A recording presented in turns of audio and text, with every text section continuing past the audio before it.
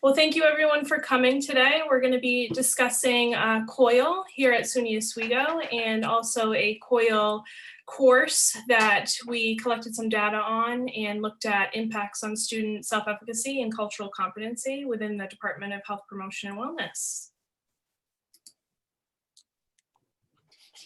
And we're just going to go through and introduce ourselves. So Josh, would you like to start? Sure. Thanks, Jessica. Good morning. I'm Josh McCowan. I'm the Associate Provost for International Education. I also teach in the GLS program and a longtime observer and advocate for COIL, so I can't wait for today. Hi, I'm Minjang Seo. I'm an Associate Professor in Health Promotion and Wellness. And I'm Jessica Harris, an Assistant Professor in Department of Health Promotion and Wellness, and both Minjang and I taught a COIL course in the spring of 2020 during the pandemic, and we'll talk a little more about that today as well. So we're just going to be going over a few things today. So taking a look at what is COIL at the SUNY Oswego campus, what are some updates and goals, and a snapshot of a successfully implemented COIL program on our campus, and looking also at some examples of the classroom curriculum, what students' experiences were, and then lastly, where to go in regards to the study abroad component and where the future holds in regards to the pandemic and the study abroad opportunities. Well, great. So, thanks everyone for coming today. I think it's going to be a really full hour and hopefully we have some good discussion too, but just kind of to kick things off, COIL at SUNY Oswego and really COIL at SUNY has a pretty long history now. For those who don't know, COIL stands for Collaborative Online International Learning. COIL as a term is used a lot in higher ed now, kind of to include almost everything sometimes related to distance learning or virtual technology, but really its origin was in a deliberate project at the Purchase campus, actually, between one professor, his name was John Rubin, who actually coined the term COIL a long time ago. And it specifically is designed to link courses, actively link courses through technology, no particular technology, but through technology, so that there is some sort of collaborative learning experience. And again, that term COIL is now everywhere in our industry, and you may have heard of it, but that's really where it started. It is a SUNY term. I look back in my email inbox to see when the first time I had that, COIL acronym in my inbox. It was 2011. So it's at least 10 years old. It may have been kicked around a little bit longer than that, but it's been around a long time. I would say objectively that within SUNY, it has had fits and starts in terms of priority or in terms of emphasis. For a while, it had a lot of high profile emphasis. SUNY Office of Global Affairs brought COIL into its operations. They created a SUNY COIL Center with a director and an assistant director.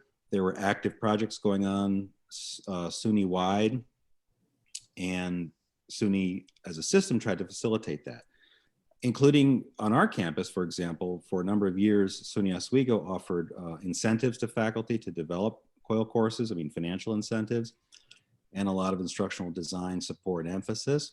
I would say that has come and gone. Right now, from a SUNY standpoint, we still have a center officially, and there is a director.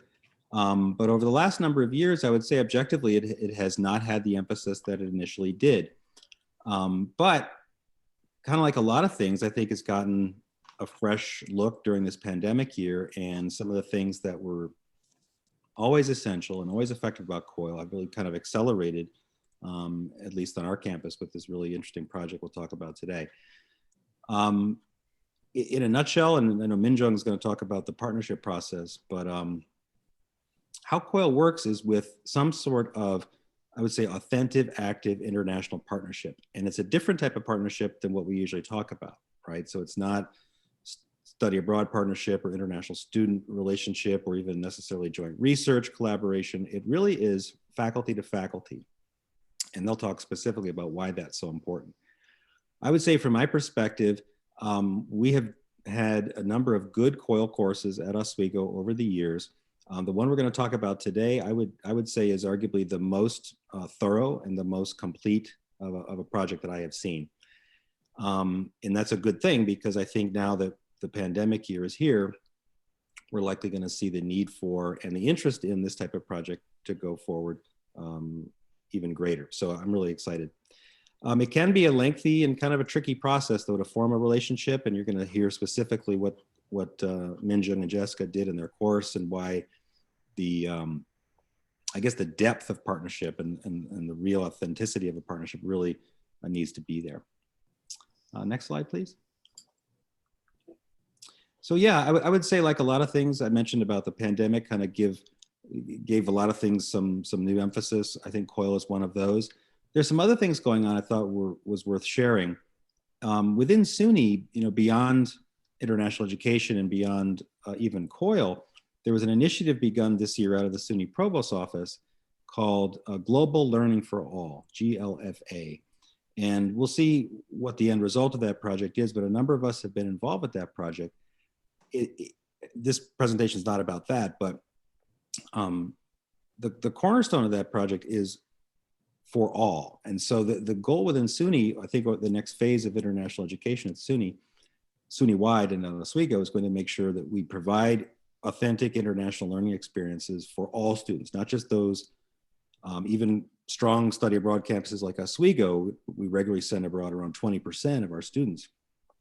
That's still 80% who aren't going, even though 20% is a really good number. So increasingly in SUNY, I think people are talking about how can we infuse global learning into the curriculum broadly, and COIL is being talked about actively as being one of the cornerstones of that. From my perspective, and then I'll turn it over to my colleagues, COIL can contribute to authentic global learning. It can contribute to international education as we have known it and as we should know it. For the record, COIL does not require travel. So any faculty member or colleague interested in COILing with a partner overseas, you do not have to have a passport. You do not need to think about planning your life, as so many faculty do around leading faculty-led courses abroad. It can include that, but it does not need to. And nor does it need much money. There are some travel grant opportunities that Minjung and I'll talk about later that I expect will resume once we can start traveling again. So keep that in mind. It's within that emerging area of, I think, of virtual international education. And that is something that is really exciting to watch.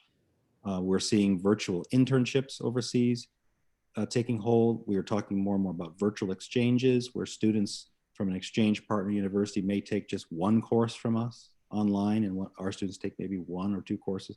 So we really are rethinking the entire international education arena, in addition to looking forward to resuming, our traditional study abroad.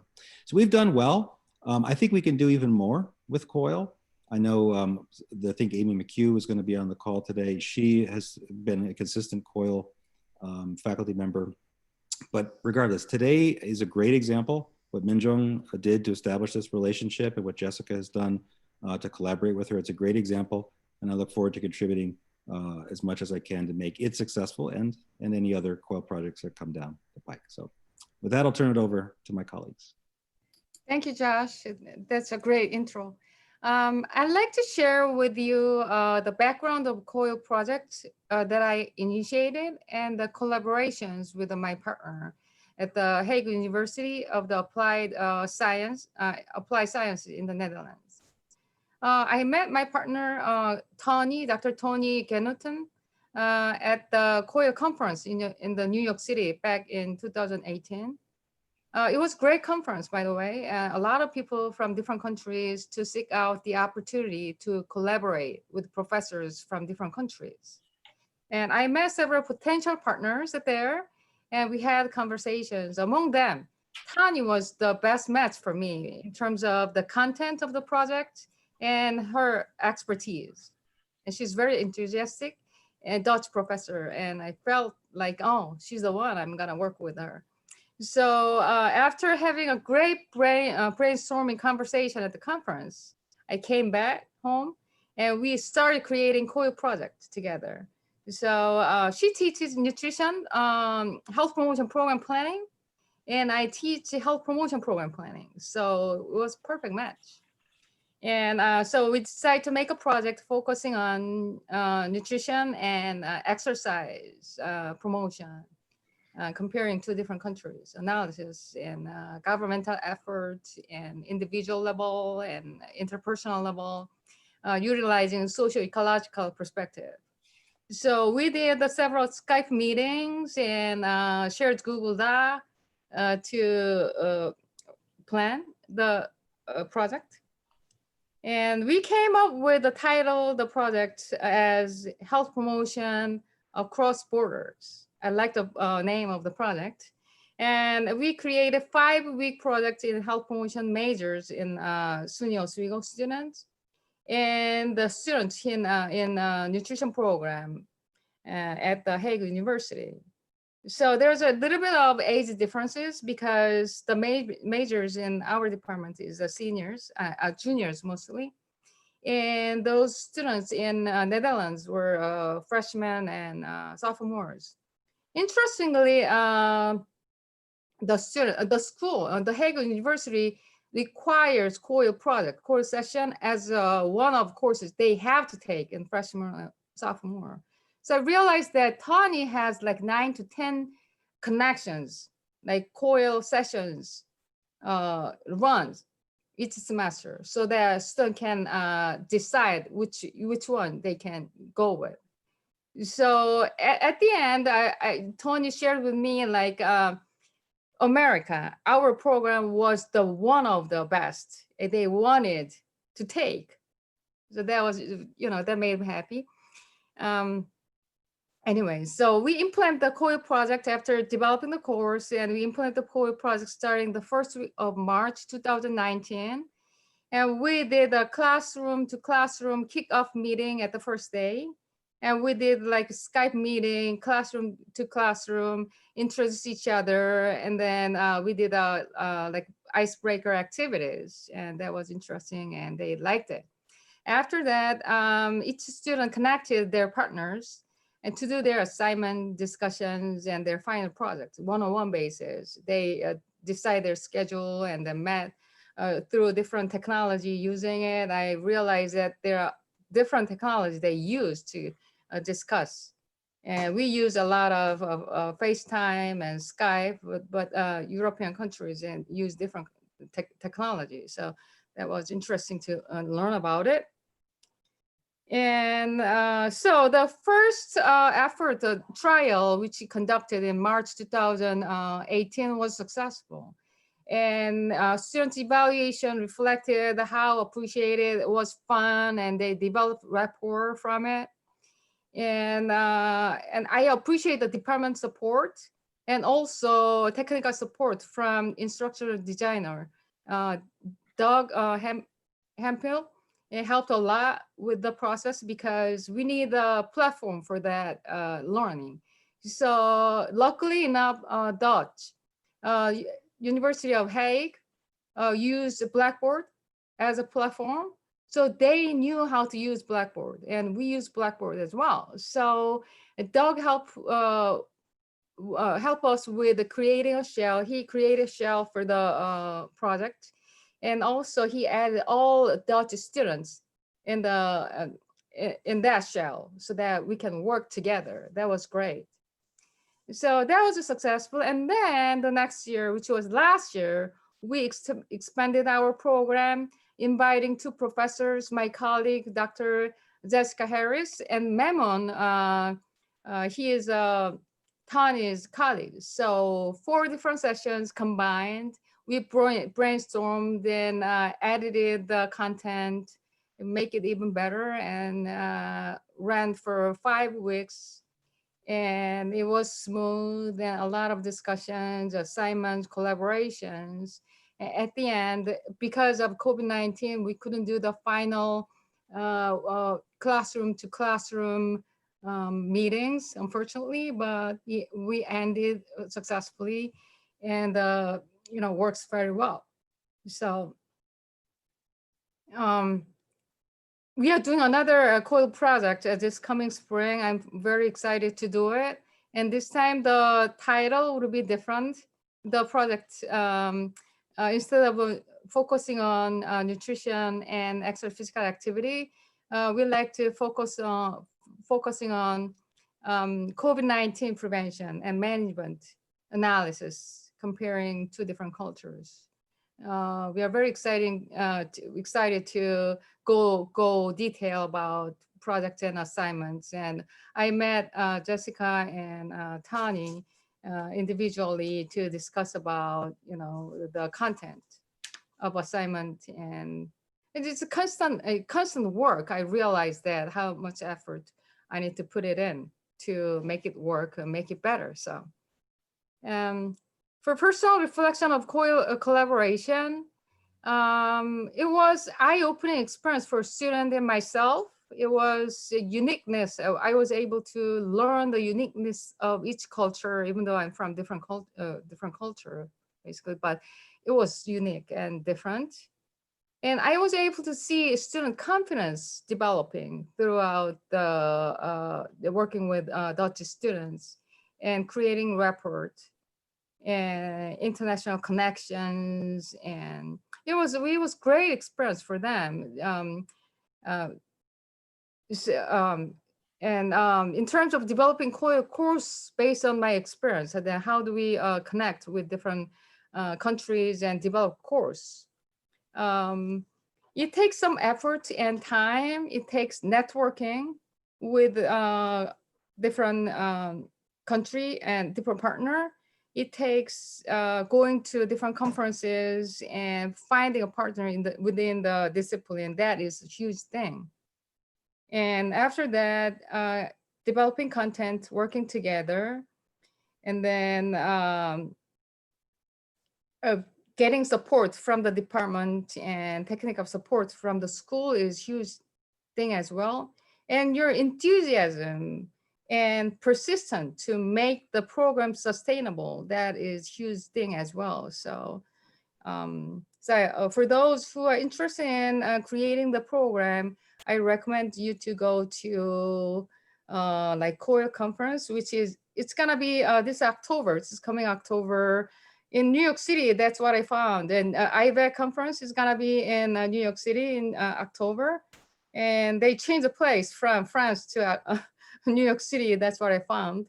And on campus, there's a COIL networking effort existing as well. So that's another one you can connect it with, the COIL people and seeking out the partner. That's about it, I think. And in terms of content, Dr. Jessica Harris is going to talk about the curriculum. All right, so the COIL curriculum and the student experience. So like Mingjung had mentioned, I had collaborated in the spring of 2020 with her in our 448 HSC course, which is known as Health Promotion Program Planning. And normally what happens in this course within the Department of Health Promotion and Wellness is our students are preparing programs. They're learning how to plan a program from the ground up. And then they get a little bit of an experience later in our implementation course of how to then implement that program that they have planned. So we decided to add this COIL component to see kind of what student perspectives were and how this would kind of give them a new authentic learning experience. The learning objectives that were created, Dr. So and Tani had created these together. And really the importance of a COIL program, especially in today's environment, it's vital for our students, right? To be able to have these virtual exchanges and be able to really have global skills, right? And that's something that we really wanted to take a look at. And while this was happening, COVID emerged, right? So we started to learn even more about how important this process is and where we're going to go moving forward, after this pandemic, with students possibly getting jobs and careers where they may not actually meet their employees, face to face. So the technology aspect and all of that was very important with this project. So some of those learning objectives, building that intercultural communication, right? Having those skills through practice of interviewing each other, but with different pieces of technology. So students, like Mingjung had mentioned, were having to create meetings on their own with a partner, which I'll talk a little bit more in depth about, but just having those skills, building on those, refining those, which definitely when we're preparing them for the workforce is very important. Also acquire those digital communication skills. Time difference was very big for the students, as well as language barriers, right? So learning how to navigate and problem solve together with somebody they just met from a different country was something very new to our students. So that connection that they made, forming, a new friendship, a new relationship from someone from another country. And particularly with my group of students, it was very beneficial, especially during this COVID experience, where they were now home after spring break, as we know, and they were still connecting with this partner, and they were learning about what was happening in regards to the pandemic from each other in a different country. So not only were they focused on, planning a program together, but they were, learning about other global health issues that were happening at the time, and just learning about somebody new. And I have at least 5 students from my spring 2020 course that are still in connection with their partner from the Netherlands. So that was a great connection that they made, and said it most likely will be a lifelong friendship. I do have one student that is actually planning to go to the Netherlands. I spoke with yesterday, and because of the connection she had made with her partner. So developing the cultural sensitivity to better understand individuals from another country, build skills in order to attain cultural competence. Now, in the wellness management degree, we're preparing, health educators. It's very important to myself and my colleagues in our department that our students are aware that they are culturally competent and proficient when they leave our major, because they are dealing with different cultures, they're dealing with different people, they're trying to help with behavior change, they're trying to make a difference. So they need to be aware if they're to move to a different country to plan health promotion programs, how do they, understand a different culture? How do they navigate that? What skills do they need? How do they need to, help the community? So we really wanted to also look at what were the, outcomes from this experience from our students. Did they gain cultural competency? Were they more efficient and effective in their learning process? So we did a pre and post test design to kind of take a look at these learning objectives. So the course activities, so I'm going to just get into these first. So what we did in the classroom and also outside of the classroom once we went virtual was, like Mingjung had mentioned, icebreakers and introductions. So once Mingjung had me working with her and Memin as well, which was my partner from the Netherlands, I had individual meetings with all of them. We had kind of a group meeting, and then Memin was my partner. He was the instructor for the Netherlands, and we met via video on WhatsApp, which was new to me for WhatsApp. I didn't have that piece of technology before. I didn't even know you could video on it. And I use it all the time now. It's kind of cool. And so we had met on our own to say, okay, so what's the breakdown? How do we want to navigate this? So there was additional, time with the professors to kind of plan, what the syllabus looks like, what is the instructional time going to look like, and how are we going to collaborate? So that was really, essential for us as well. But the icebreakers and introductions was a virtual meeting in the classroom. So this was before, everything had happened with COVID in the spring, and we had Skyped them into the classroom.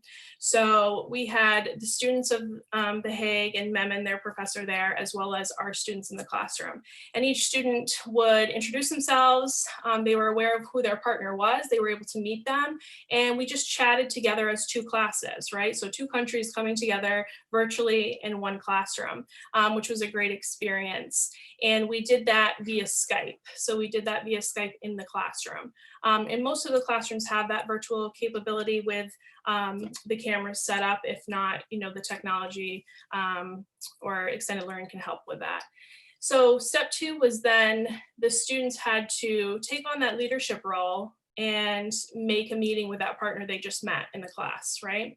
So that was big for them. Well, we don't know who they are, like what's their contact? So they, were able to get each other's contact because we had emails that we had given the students, and they were able to email, set up a time, and also they had to say, well, what piece of technology is going to work, right?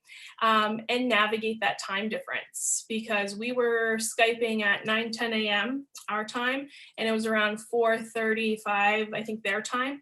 So the students really had to learn how to navigate just the time difference, right? There's a lot of different things that they were working at.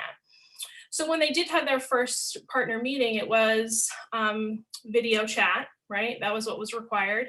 And they had specific questions and things to come with to that first meeting. So each assignment was broken down. They had an assignment sheet, and that first assignment was really meet with your partner. Before you get there, make sure you have pictures and videos of your target population. So the students from the Netherlands had images and talked about their target population that they were working with in their country, and so did our students at SUNY Oswego. And from there, they kind of discussed the differences and similarities that they saw, how it related to the topic at hand that they were planning a program for, which was physical activity and nutrition habits. And then they started talking about, what was remarkable or different related to those lifestyle issues. And together they collaborated on creating PowerPoint slides to answer these questions. They had several virtual partner meetings. Again, each meeting was diving a little bit deeper into the program planning components and questions that we talk about in our course. So discussion of predisposing, reinforcing, enabling factors on health behavior, comparing and contrasting diet patterns. So these are some just examples of how that conversation was able to happen between the students. Again, it was on their own individually, it was independently. So they had a guide of what was to be discussed. So they were prepared in those discussions. We also had used a form of technology, Padlet, for the icebreaker, where they all were able to go on and type about, the food that their favorite food and things like that as an icebreaker before we did that virtual meeting. So we kind of prepared them before that as well, meeting each other. Some of the more steps, continuing partner engagement and collaboration. So again, they were meeting, they were analyzing, critically thinking about different things in each country, such as governmental health agencies' guidelines in each country, what were the similarities and differences, environmental features and factors. And each time they were meeting, they were adding to these slides, right? So they're making like a PowerPoint presentation as they were going along. And in step 5, again, looking at goals and objectives. So they were doing that planning process, creating goals and objectives for a program that they would eventually implement and do all of that. Lastly, the wrap up. So we were now in, COVID-19, we were gone from spring break, we were home, and essentially the students were still doing those meetings, on their own, via Zoom or WhatsApp or Skype or things like that. We did do our wrap up, which we Zoomed in. So all of the students from the Netherlands Zoomed in, and all of my students Zoomed in, and we did one last debrief. And we went around and each student discussed, one major thing they learned from, this COIL experience. And a lot of them talked about just getting to know each other was very beneficial for them. They didn't know much about the US and vice versa. Our students didn't know much about, the Netherlands and Holland and things like that. So it was very interesting to see what they learned. And a lot of them said, nutrition and the dietary guidelines, things are very different, and they learned things differently about technology. So it's good to see that they were really, thinking about, what those differences were. So those were some of the assignments. So that can give you an idea of, if you wanted to do a COIL experience, what do we do? Like, what does that video chat look like? What are the questions? And that's kind of how we navigated that, and how Mingjung developed that with the questions. Now, student experience. So we did do a pre and post-test design to look at, was this effective for our students? What did they gain from this? And of course, some students didn't, complete the post-test or vice versa, but we did have a total of 16 students who completed both the pre-test and post-test to be compared for SUNY Oswego students. And there was about a 37.5% self-efficacy increase among our students in their cultural competency levels. Now, we had them take two different surveys. One was a global learning experience survey, and one was a survey that focused on cultural competency levels, both validated surveys that we used.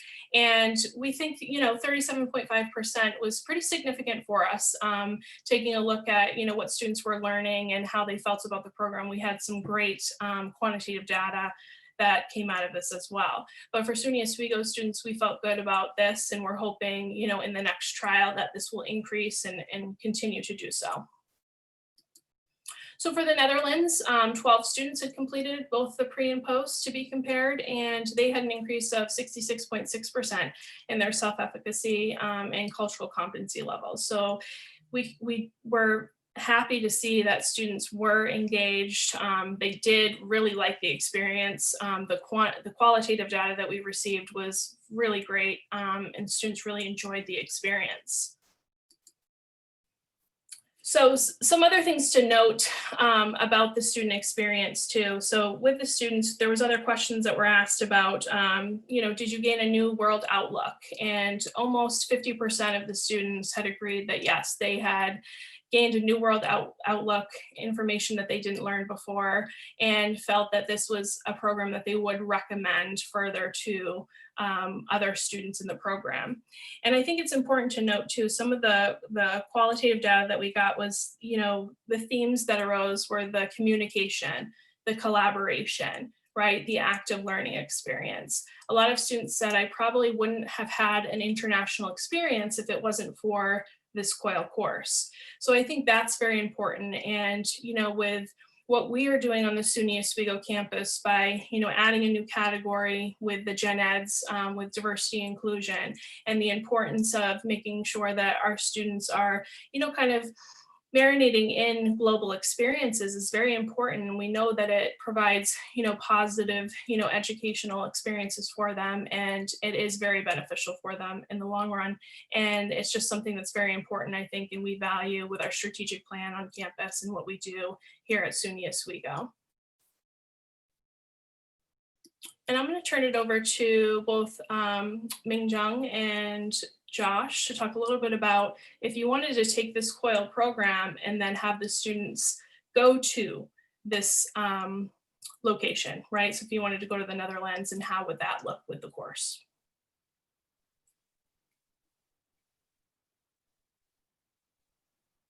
You're muted, Minjo.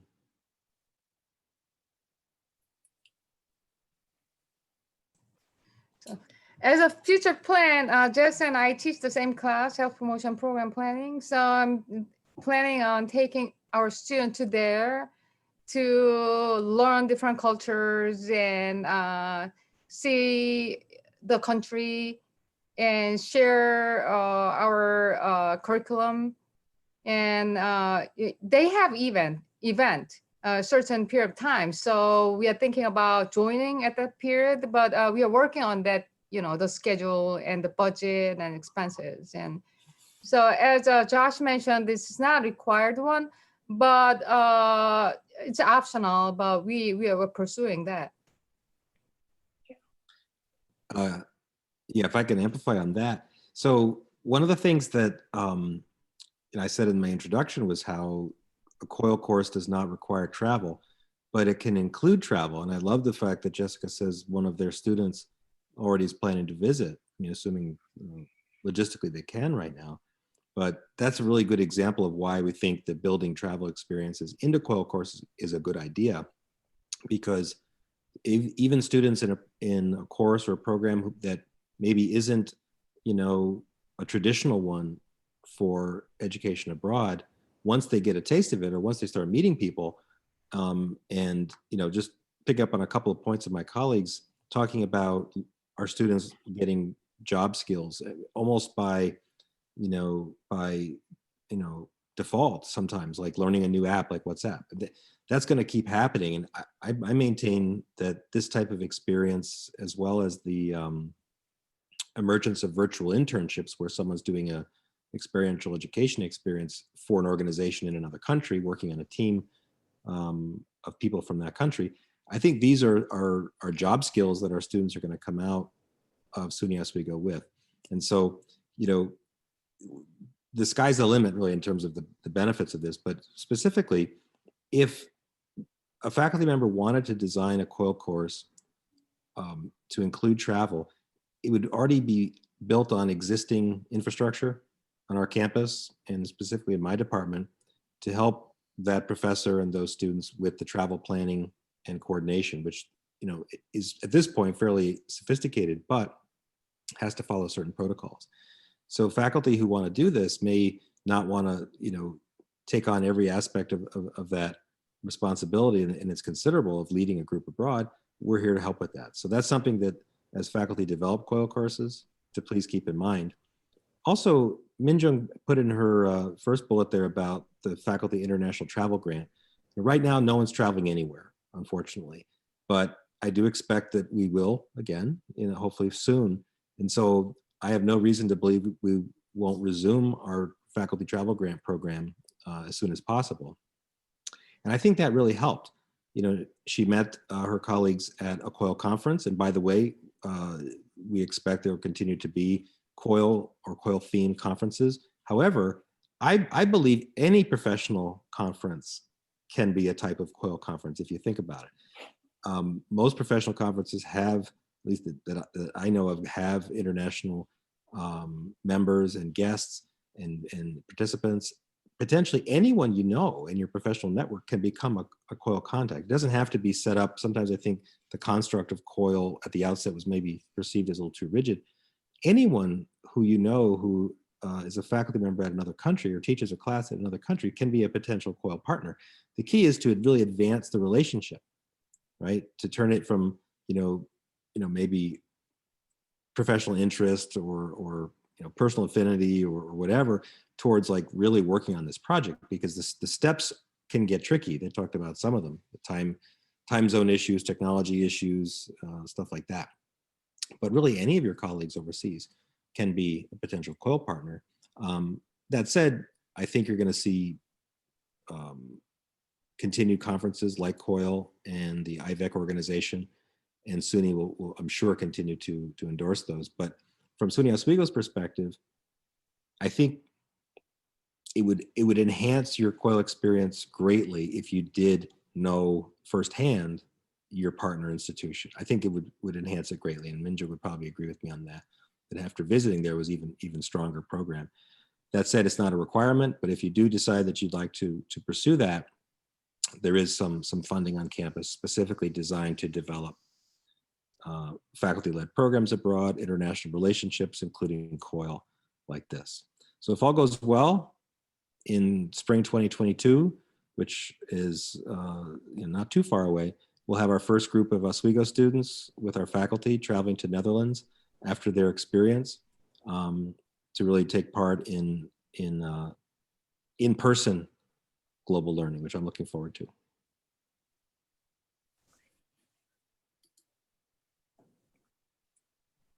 And then Mingjung, did you want to talk a little bit about kind of the impacts of COVID and how that's transitioning into this new COIL project? Yeah, it's not really affected COIL collaboration because we teach a COIL project remotely.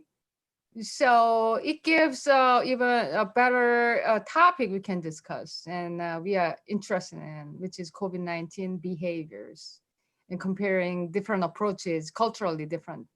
And we like to share evidence-based health promotion, COVID-19 articles, and we like to have discussion and come up with a project on this. So that'll be interesting.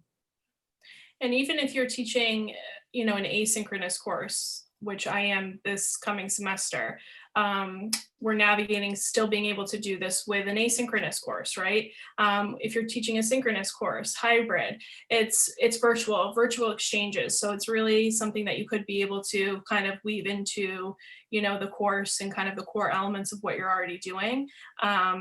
And that kind of brings us to what are those next steps for you? So with those next steps, Mingjung had mentioned with Tawny, that program there in the Netherlands, they have a COIL course that they're required to take.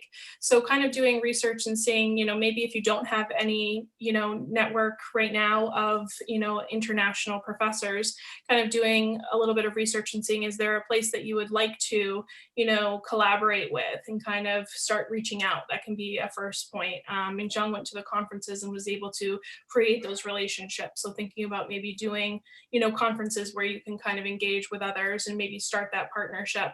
And then it's really, talking to your department too. And, what is the resources, or what are the resources available within the department, and what would be a good opportunity. I think, there's several programs on our campus that do study abroad, and students really benefit from those experiences. And I think, college students really learn more and think deeper in more, diverse educational, settings and opportunities. So it's definitely something to think about within your department, your major, and what you can bring. And really thinking about what course and kind of how that content, you can kind of weave that in, like we had done with the assignments and the virtual exchanges, and how it really aided in just the process of the planning they were already doing in the classroom.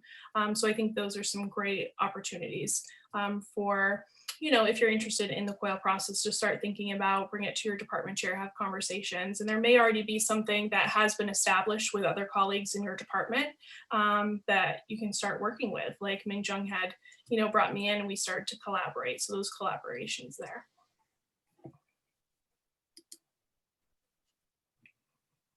And I think we have about 9 minutes for questions. If anyone, we're hoping people, have some questions about the process. Hi, everyone. This is Mamta from Human Development. I actually have a question. Couple of things that I want to ask is, number one, for Josh. Josh, what is the fee structure like for these courses? That's number one. Number two, from Mingjung and Jessica, what are some of the struggles that you have had other than the technology issue that you mentioned, or maybe time difference? But other than those two things, what are some of the other struggles that you have had while designing these courses or executing these courses? Well, I mean, to my knowledge, there's no fee issue with the course as it currently stands, right, Minjung, Jessica? Unless there's a course fee out of your department that I'm not aware of, the course that you're offering right now has no additional fees, right? No. Right. Yeah. I think, if it was to the study abroad, possibly what that fee would be for the students. I was going to that too, but right now I wanted to keep stressing that if you set up a COIL course, or I maybe better said, if you add a COIL component to a course that you're teaching, there need not be any fee passed along to students. So that's really fundamental to me, is that this is in that category of international program that we're seeing more and more of, where the fee structure is either nil or very, very low. Yeah. So basically, whatever they're paying for a regular course at SUNY Oswego, that would be the only fee. Other than that, there would not be any additional. Right. Yeah. Correct. Okay. There's no. That's a good point, and maybe that was worth mentioning, Mamta. Thanks. There's no COIL charge on this. If students choose to travel, and we put together a travel program, we have a really good system for pricing out and keeping costs as low as possible, which is pretty well established. So I anticipate using the same system we use now to price and deploy travel components of COIL courses. In which case, we pretty much just pass along the travel cost to the student in the form of a program fee, and we keep those as low as possible. But I like thinking about, and we've already, thanks to Minjung's really advanced efforts building this partnership, probably was it a year and a half ago, Minjung, we had some good conference calls with the partners in The Hague talking about types of cost sharing. For example, in other departments on campus, School of Business and the Art Department, School of Education, we've had some professional development and other types of almost like mini conferences that are part of a course or faculty-led education abroad experience. And in those cases, we've established sort of a precedent of offering reciprocal services. Like, for example, if the Hague University of Applied Sciences offers our group, free lodging or some meal stipends or something, perhaps we would do the same when their group comes here. We have precedent of doing that. And that really speaks to the importance of having a good partnership, not only for the reasons they've cited, but as these relationships grow, that's the kind of thing you can ask and plan for together to really keep the cost low. That's my perspective. Yeah, thank you. And some of those challenges for, I guess, myself and the students at some points, during the spring 2020 semester, they really turned into, I guess, successes, I would say, because the collaboration that Memin, the other instructor, and I had was really good. So if there was students that were taking a long time to reach out, he would say, hey, this person's partner hasn't reached out. Can you give them a nudge? And vice versa. So eventually every student was connected and they were doing their virtual, exchanges and things like that. So having that collaboration with the other instructor for those barriers was really helpful. And we were able to overcome those because we would reach out to the students and make sure they were, getting in contact. I think another challenge or situation that we encountered was there was one student who felt that they had a huge, language barrier. It was really hard to communicate. So again, we had talked about the communication skills and the importance of learning how to problem solve in this type of scenario. So together, those two partners were able to come up with a better, technological way to communicate. And they used, different types of apps and things like that that would help them in translation and that type of stuff. Where they were still able to have that authentic, video chat experience. So I think those were kind of the two main things, but we were able to navigate those pretty well. And I think there's several things that, Mingjung and Tawny and Memin, we all talked about was, this was the second time doing it, and going into the third time, really kind of refining our assignments and making sure, everybody's on the same page and things like that. Because sometimes there can get, a little bit confusion, but then you have that collaboration with the other professor and you're able to get everybody, on the same page. And I think those were kind of just I would say, minor challenges we ran into. And other than that, COVID, but it actually became something that the students enjoyed having that conversation with somebody in a different country about, because they were like, oh, that's happening there, that's not happening here. And how things were happening and being navigated within the pandemic was a great conversation starter for them at the time. So yeah, no, these are definitely, as you correctly said, these are minor challenges, and these are basically any course that you design, you have to go through these kind of challenges, because it will take one or two times for it to be well refined and, tweak all the changes. But thank you so much. Yeah. And because, Mingjung really had done all of that groundwork before I had came in too. So Mingjung, do you have any challenges during that portion where you've started from the ground up with this? I'm on the same page as you, actually. So the after content, keeping track of students that they are connected with their partners and working and doing their work and submitting their assignment each week. That was challenging sometimes because of time differences, and I want to make sure they're doing their work. Mm-hmm. So I had to one-on-one base have discussion time during classroom time and ask them to, what's your challenge? Are you connected with them? And can you talk to them? Can you text them right now? Or are you trying to reinforce them to connect them and, actively engaging in and working and those things? Sometimes I feel as challenging. Other than that, the English was like, the European countries, I think, especially Netherlands, English is required. So their English competence is pretty good. So I didn't see a lot of the English as a barrier.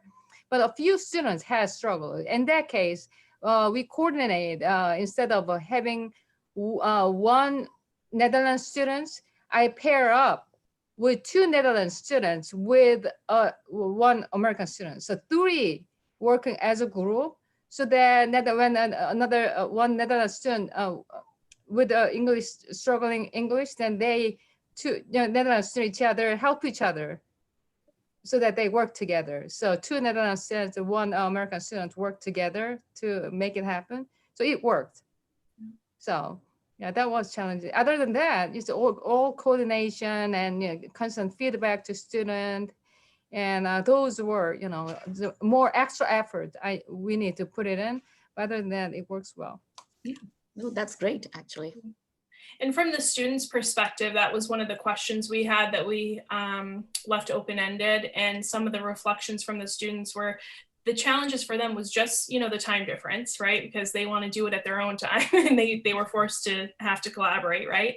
And the other thing was, in the beginning, they had anxiety, right? So they were learning how to navigate, okay, something new, someone from a different country. And they had expressed that those were their first, you know, feelings about the experience. And then at the end, it became something that they enjoyed within the class. And a lot of the students were looking forward to our final kind of debrief and seeing everybody again, you know, both classrooms on the Zoom. So it turned out to be, you know, a wonderful experience for the students as well as myself and Dr. So.